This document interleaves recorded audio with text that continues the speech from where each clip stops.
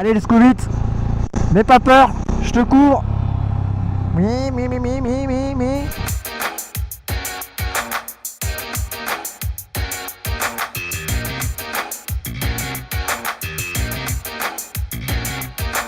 Eh bien, le bonsoir les amis et bienvenue dans ce deuxième épisode dans le casque de la licorne.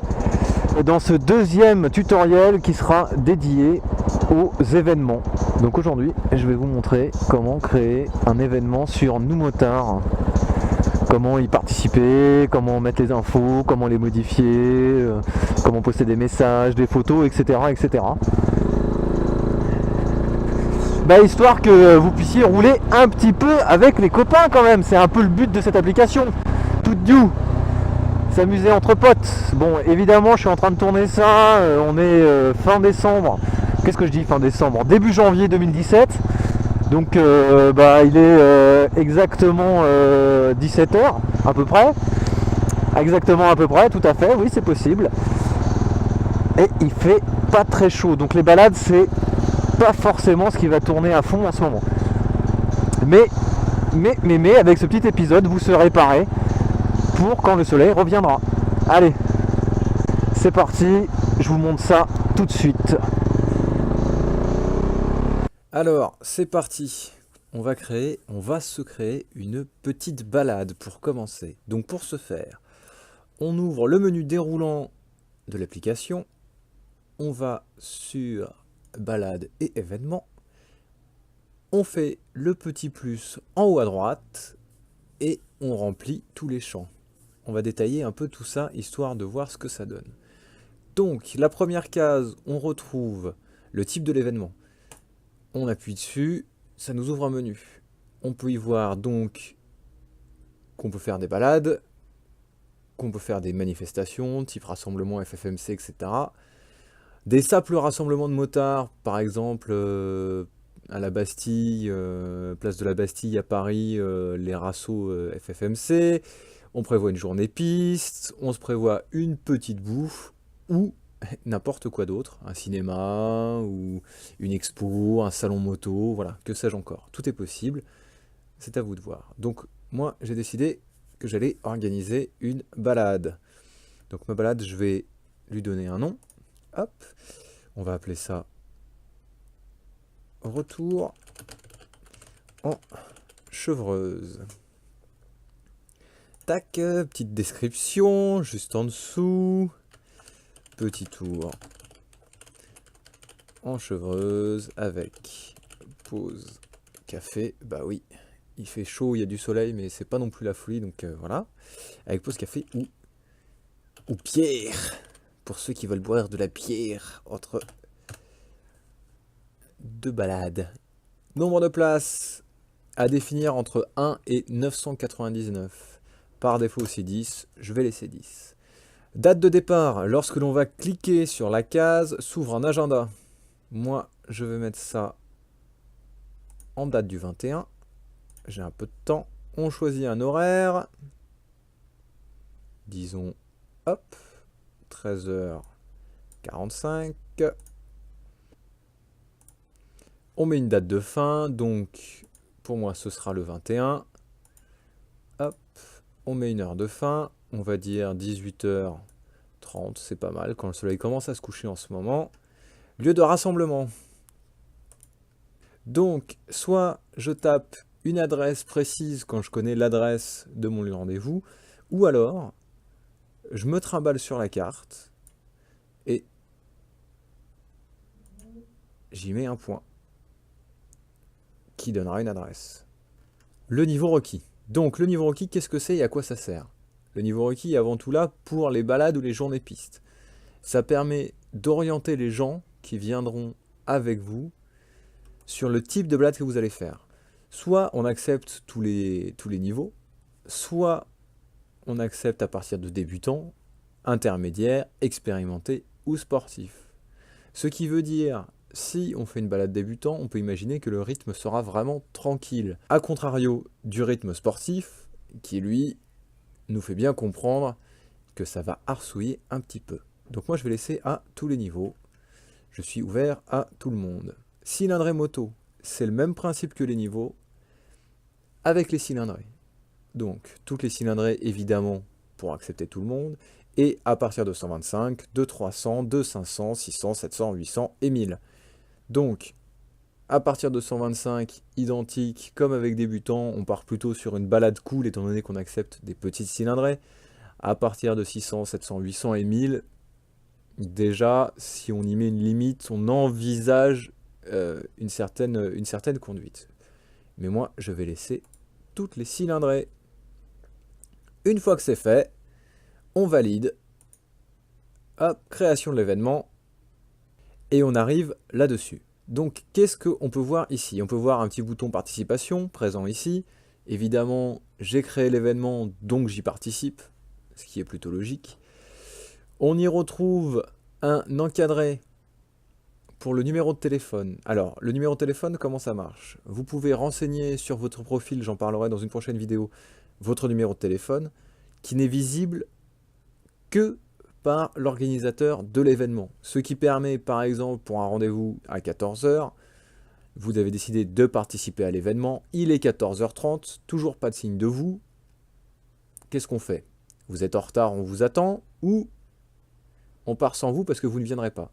Le fait de pouvoir renseigner et d'être appelé par l'organisateur de la balade permet, d'un point de vue logistique, de savoir où on en est, si on part pas, si on attend, si on n'attend pas, de prendre des nouvelles, etc. Parce qu'on s'inquiète un peu aussi quand quelqu'un dit qu'il vient en balade, qu'il ne vient pas, et qu'on n'a aucun moyen de le joindre, on peut très vite imaginer le pire, surtout à moto. Donc ça, c'est la partie numéro de téléphone. On retrouve l'adresse avec heure de début, heure de fin, date de fin. La description de la balade, donc titré retour en chevreuse, petit tour en chevreuse avec pause café ou bière. J'ai fait une faute à bière, honte à moi. Voilà, et les restrictions sont ici en rouge. Donc, c'est moi qui organise, accessible aux motards de tous les niveaux et avec toutes les cylindrées. Tout simplement. On retrouve le bouton calendrier. Quand on appuie sur ce bouton, ça va ouvrir votre calendrier par défaut, ce que vous utilisez sur votre téléphone. Ce qui permet tout simplement d'enregistrer la balade dans votre agenda pour ne pas l'oublier. Un outil qui est relativement pratique. Et enfin, le bouton partager qui permet de partager la balade un peu partout où vous le voulez, envoyer via mail à des potes, partager sur Nous Motards en disant « Ouh, il y a une balade », l'envoyer par message et évidemment non présent sur ce téléphone, mais il y a une possibilité de récupérer le lien direct de la balade et la poster sur un groupe Facebook, sur Twitter, sur voilà. Tout se retrouve ici dans ce petit bouton partage. Ensuite, on retrouve tout en haut un petit crayon qui permet de crayonner et en fait d'éditer tout simplement la balade. Donc on y retrouve exactement les mêmes options que lors de la création, avec l'apparition en plus tout en haut d'un petit bouton annuler l'événement. Là je ne veux pas le faire, mais si vous appuyez sur ce bouton, s'ouvre une petite pop-up dans laquelle vous pouvez mettre la raison de l'annulation. Le temps est mauvais, ou vous n'êtes plus disponible, ou voilà, peu importe. Vous mettez vous remplissez cette case, et si vous validez, l'événement sera annulé, et la raison que vous avez donnée sera postée sur le mur de l'événement. Donc là, je le fais pas, hop, on s'en fiche. En haut à droite, on retrouve les mêmes boutons qu'on a en bas, donc le partage et le calendrier. Et si on scrolle vers le haut, hop, on peut voir mon point de rendez-vous. On a un aperçu du point de rendez-vous, du lieu de rendez-vous sur la carte. On a un mur, donc avec un premier post qui est le création de la balade, mais auquel on va pouvoir ajouter des questions, des idées, des envies, par exemple, envie de faire une pause à un endroit précis, à un moment précis, parce que vous connaissez un endroit sympa pour boire un verre ou pour prendre une photo, ou voilà, que sais-je encore. En fait, vous avez un mur dédié par événement qui permet de discuter ou partager des photos une fois que l'événement est terminé, etc. Donc ça c'est le deuxième onglet. En troisième onglet, on retrouve les deux petits bonhommes qui signifient participants. Donc on retrouve la liste des participants. Évidemment pour l'instant je suis seul, je viens de créer l'événement et j'espère que d'ici quelques jours je trouverai des copains. Et on retrouve une dernière case qui est photo. Donc on va pouvoir ici y ajouter une photo de l'événement, une photo prise lors de la balade, en rentrant à la maison. Ou pendant la balade, il est aussi possible en temps réel de montrer à la communauté nous motards tout ce que vous êtes en train de faire. Donc vous faites une pause, vous prenez une photo, vous la postez, les gens réagissent, voilà, et tout au long du trajet, vous faites vos pauses et vous prenez vos photos, ce qui permet aux gens en fait de suivre vraiment la balade, d'être pas complètement avec vous non plus, puisqu'il ne roule pas, mais voilà, de suivre un petit peu l'évolution de votre balade tout au long de la journée. C'est assez sympathique. Donc ça, c'était pour la partie création de l'événement et faire un peu le tour de l'événement en lui-même. Il faut aussi savoir qu'à chaque événement créé, une notification sera envoyée aux motards aux alentours, ce qui leur permettra de savoir que vous avez créé une balade et leur permettra de vous rejoindre. Donc nous voilà de retour sur la page d'actualité. On va retourner dans balade et événements parce que ça n'est pas fini. On a le petit plus de création de balade et on a un filtre. Si on a envie de rouler à une date précise parce qu'on est en repos, en congé et qu'on a le temps et la motivation, il suffira de rentrer la date sur ce champ-là. À ça, on peut rajouter un filtre de distance. Voilà, on n'a peut-être pas forcément envie de faire 600 bornes pour aller arsouiller avec des gens, donc on peut y mettre un filtre. Et évidemment, à la fin, on peut choisir le type d'événement auquel on veut participer. Donc est-ce qu'on a envie de se balader? Est-ce qu'on a envie de se rassembler? Est-ce qu'on cherche une journée piste? Est-ce qu'on a juste envie de se faire une bouffe? Ou est-ce qu'on cherche, voilà, comme je disais au début, une expo, un salon, etc. Donc ça, tout ça se retrouve dans le filtre. Ce qu'on peut voir d'autre, la petite case des road trips, mais ça c'est une surprise pour plus tard, parce que pour l'instant, au moment où je fais cette vidéo, vous ne l'avez pas, elle n'existe pas encore chez vous. Petit teasing, tout ça, suspense, attention. Donc la case des road trips qu'on verra plus tard, et là on retrouve donc tous les événements créés et en attente de participation avec tout un tas d'informations. Donc on a par exemple ici en premier rassemblement, on a ici le créateur. Quand on clique dessus, on arrive directement sur la page de l'organisateur de l'événement. Donc on revient, on a le titre, la description, indiquer ici la date de début, la distance par rapport à ma localisation, c'est-à-dire que moi j'ai situé mon point en banlieue parisienne, je sais que cet événement est à approximativement 25,3 km de chez moi, le nombre de participants en cours et le nombre de places totales, et le point de rendez-vous. On va aller voir ça de plus près, on clique dessus, ça ouvre l'événement, et là on retrouve toutes les infos, le titre en entier, comme chaque vendredi soir au Club Motoloup, la date, le créateur à nouveau, toutes les infos sur l'événement, le mur dont je vous parlais, voilà, en plus j'y ai mis un petit message comme ça vous voyez sur le mur de l'événement, les participants, les photos, bah forcément il n'y en a pas encore, l'événement n'a pas eu lieu, donc ça aurait été étonnant.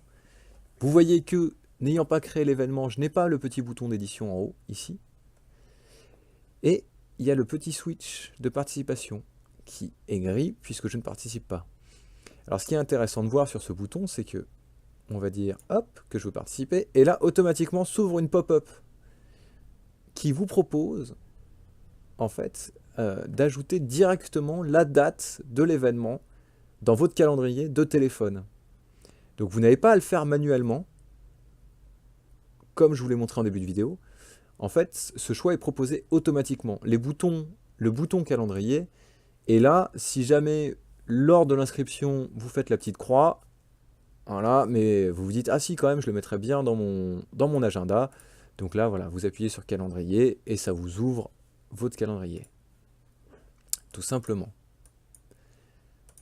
Qu'est-ce qu'on peut voir d'autre sur cette fenêtre d'événements?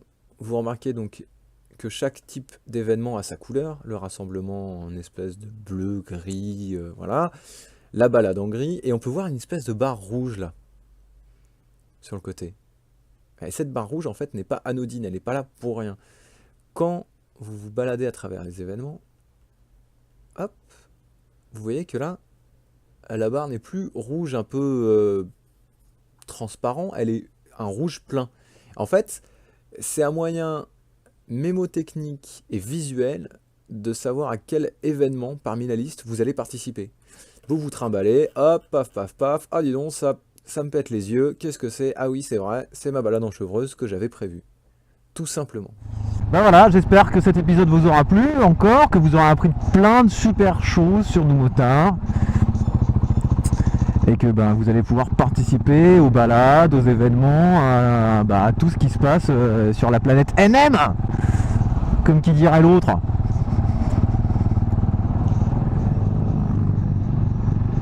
Et évidemment, je vous dis à bientôt. Faites attention à vous sur la route comme d'habitude.